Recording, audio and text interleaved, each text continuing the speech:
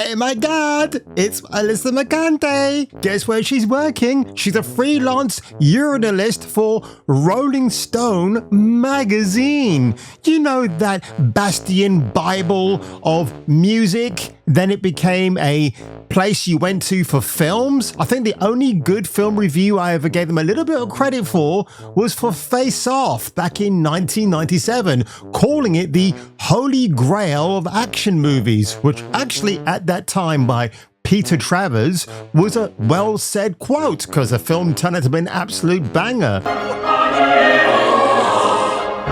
But someone who probably does a banging of her own kind in her spare time is this freak show here. Yes, Alyssa Mercante, if you don't know, has her own failed YouTube channel called the Geeky Cauldron. Whatever you do, folks, don't go after her in the comments, but let's just laugh at her presenting abilities here, where she's talking about the first Doctor Who of gender. You'll know what I mean when you see this. I'm back. No, please stay away. I'm here with a master's degree under my belt. Don't care. A better haircut, a better camera, but not better equipment. And I'm here to talk about, the Doctor being a woman. Oh my god, let's freeze frame. No, I'm actually being funny when I say this, but look how trashy she appears. Oh, a new haircut? What, you mean the sides? I have seen 40-year-old MILFs who look far better in the skimpy denim shorts and the Purple Rain t-shirt than Alyssa could even try to desperately flex in her lifetime. It is absolutely hysterical to watch her burn to the ground. And yes, she's now a freelance urinalist for Rolling Stone magazine. And what's her first article of the day? It's about the development hell of Halo 2. First of all, we can actually watch the official video from Bungie on their YouTube channel. That's far more engaging, far more interesting than some two-piece bitch shit article that she has to remind us again of. Like, why do we need to know? Eat lightning and shit thunder with Jason King on Kung Fu Hot Dog. Rated R. Starts Friday, June 22nd at theaters everywhere. More fun than working with two really hot twins. We've got to take a few moments just to laugh in the face of journalism right here. Ooh, Jason Schreier. The total epitome of male masculinity right there. I mean, I do like this before and after picture of Jason. Oh, look at him, a young, sprightly chicken in Wired magazine, and now he's lost all of his hair and evidently his marbles as well. Remember that tweet that he made where he called us the Chuds and then got ratioed? Then he removed it thinking, oh, nobody's going to know anymore. And guess what? We already know, Jason, because the internet never forgets. But in today's video, folks, and I've got to go back here again. Ta-da! I'm back, bitches, with a new video today regarding the Mass Effect TV series that's already in development. I like to use that D word, especially when it's double D, but in this case, I cannot believe it, but Amazon have already greenlit a Mass Effect show. And when you see who's involved, it's rather interesting. Do I think it's going to be any good? Well, I do have some thoughts about that because I haven't seen many videos being made about this topic at the moment. I guess we're all feeling a bit of the burn from Dragon Age the Failed Guard at the moment. When I went on IMDb today, this is the monstrosity who was facing me on my very screen. Carlos Sofia Gaston shares his story in the Emilia Perez story, which is okay, whatever, nobody cares. This is IMDb, folks, virtue signaling for, well, you know, the other people who are living in a bubble of disillusionment at the moment, right? That's what it is. 52 years old, even see what I did there, Zoe Saldana and Selena Gomez. Ugh. But this is the state of IMDb. It's not about masculine films. Look at Daniel Craig stars in Queer, because Daniel Craig is no longer A 007 I used to like once, now he's just, well, starring in dog shit like this because obviously he's been swallowing that pill again, the pill of absolute insanity. And it's rather funny actually regarding all of this chit chat, folks, because Donald Trump, if you haven't seen what Hitman 47 announced recently, one of the things that he wants to pass through in terms of a bill to protect everybody's right to freedom of speech is that platforms like YouTube are now going to have to tell you, right, that if you've been shadow banned, they now have to tell you, yes, you have been shadow banned, and more importantly, why? Because he wants people to have a freedom of speech out there. And as long as you kind of act within certain guidelines, of course, you can say what you want. So I think that's great if that actually happens. I know it's all really aggressive rhetoric at the moment, but you know, he's got someone like Elon Musk at his side. He's going to be soon in the White House.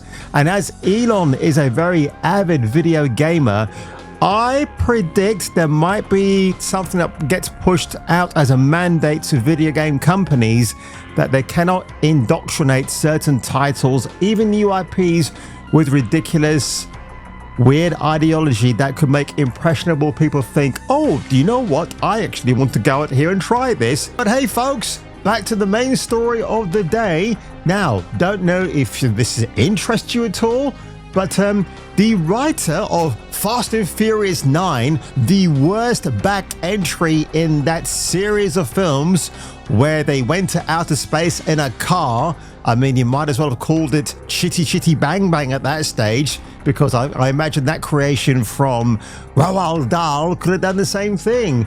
So I find it very interesting actually, because again, the legend himself, by the way, I'm going to have to restart my playthrough of Mass Effect 3 because I'm at that stage of the game now where I'm supposed to meet Miranda and her sister because their father's holding the sister hostage.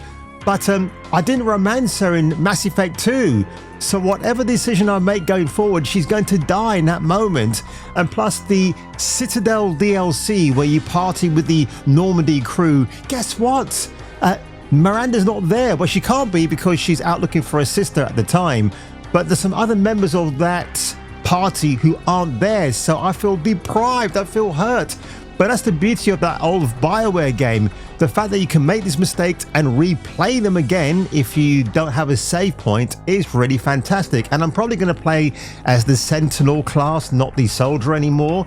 So this is from Joe Otterson's article at Variety magazine. Now he adds that Daniel Casey will not only write the show, but will also executively produce it as well. He's joined by Kareem Shriek and Cedar Tree Productions, as well as Ari Arad, not Avi, and EA's Michael Gamble, who's currently working on the 5th installment of Mass Effect. The same Mike Gamble who said, listen, whatever you think about Dragon Age Felguard, our new Mass Effect is going to be photorealistic in Unreal Engine 5, and doesn't say any more. So there's Garrus, of course, who's just an absolute badass. He's who I romanced in Mass Effect 2 as Fem Shep. It was reported back in November 2021 that Prime Video was working on a deal to develop a Mass Effect series. And of course, people thought it was going to be Henry Cavill because he held the script up on one of his social media postings and people were able to decipher or de-blur the image or the writing to know what it was. And it was to do with Mass Effect. So I find this very... oh no. So Jennifer Salke is, if she's headlining this, it's going to be bad news. You will see us continuing to invest in fantasy genre of all kinds because she lives in a fantasy world of her own. Because of her, we never got a Conan series on Amazon, so blame her. Not Conan O'Brien, but Conan the Barbarian. We have a genre-focused team, oh that's already bad news, on the ground in studios who work on tirelessly with our creative partners on those slates, and you can look forward to more. Thanks, Sulky, who likes to sulk in a corner. No plot details were revealed about the series. Well, how can you? There's even nothing on IMDb about it at the moment. So it's unclear if this series will attempt to adapt the original storyline from the first 3 games or be something completely original. Video game adaptations have been a mixed bag, baby, with many of them ending up performing poorly with Borderlands because, yep, that's what this guy's name's attached to, and I'll show you in a minute, and Halo being 2 recent terrible examples. I mean, again, people have talked about the Fallout TV series with Ella Purnell being very good.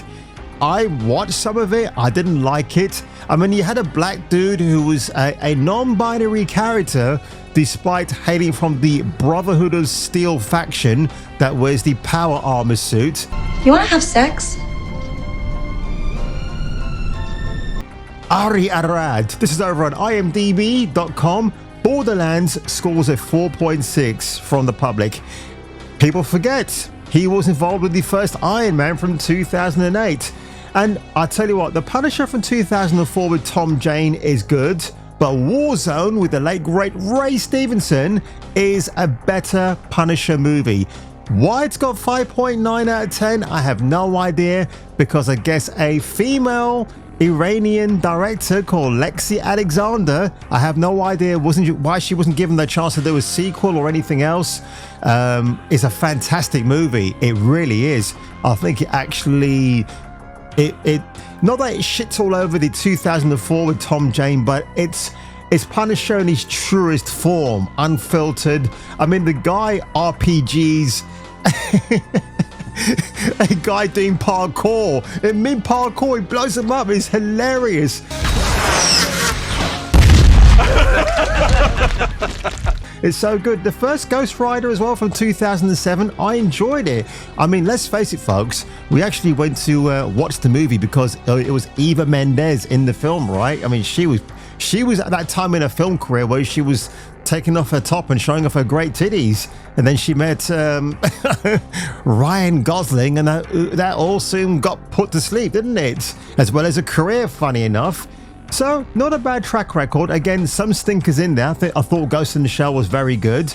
Even Chris Stuckman liked it. Blade the TV series is actually very good, with Sticky Fingers in the Wesley Snipes role. But unfortunately, he was just doing a pale imitation of Snipes, rather than trying to make it his own thing, which I guess is a bit of a difficult thing to do. And yes, I am proudly wearing the Blueprint t-shirt today for that, which is absolutely amazing.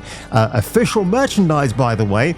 So I think what they're going to do, right, is that the male version of Shep, Commander Shepard, will be a black dude or somebody diverse. And that's absolutely fine, because obviously in the video game, you can make Shepard however you want to. If you're doing the male version, you can do whatever you want with him. Give him a really stupid hairstyle, make him whatever color skin tone you want to, which is absolutely fine. That's great. The female will be a Caucasian woman, and as long as they cast people who don't have silly she, her, or he, him pronouns in their biogs and aren't activists, and they're biological men and women, okay, I won't have too much of a problem with that. The only issue I might have is, how are you going to bring the Quarians to life, like Tali? Are we going to see her? Or the Krogans, Rex or Grunt? How are they going to come to life? They're going to have to be CGI'd, right? If they go, I mean, you could make those characters practically in costume, like they were going to a cosplay convention. And the Asari, which are the female-only species in the Mass Effect games, right? Which will be very cool. That's going to give Amazon some scope to do their put their 50% of women in any given project, because that's what's holding back the Warhammer live action 40k series with Henry Cavill, because next month, remember, I think it's December the 8th or 12th, they've got to make up their minds, Amazon, if they're going to push forward with the Warhammer TV show. If they don't, it's a no-go. It won't be greenlit. But with something like Mass Effect, they can obviously take advantage of that. I don't know if people are going to outcry too much if there's too much of a female presence. I mean, they might even do the thing where they could make, if the series takes off and the first season's with Fem Shep, that might be fine. But if the second series is, or what they could do, they could actually make it a 6 or 10 part series the first 5 episodes has a femme shep, and the next 5 will have a male shep. They can do it that way. That might be a good idea if they implement it right. But as you've got the guy from Fast 9 coming on board, people are saying, oh no, it's going to be Fast and Furious in space. But that might not be a bad thing, because it might pull an audience in. It could be a surprise hit. I mean, Jack Reacher season 2 was good, but I felt number 1 was way better, man. It hit it out of the ballpark much better. Plus, there was an awful CGI scene towards the end of season 2 in the plane. It just looked absolutely ridiculous. I did not like that at all. And I think, yeah, if they do it as an action series, it could be good. It could pull a new audience in, like I said. But I think also this might be an indicator of what Mass Effect 5, the video game, might be like. Remember, Mike Gamble is overseeing this film project or this TV project. So we could get either red flags, maybe other indicators what could be coming into the new Mass Effect game. In fact, whatever they do in this TV series, the live action, could dictate what might appear in the video game, and that might be for good or for bad. I think I've totally exhausted myself in this video today, folks, but if you were me, and if I were you, you may wish to return for the next video.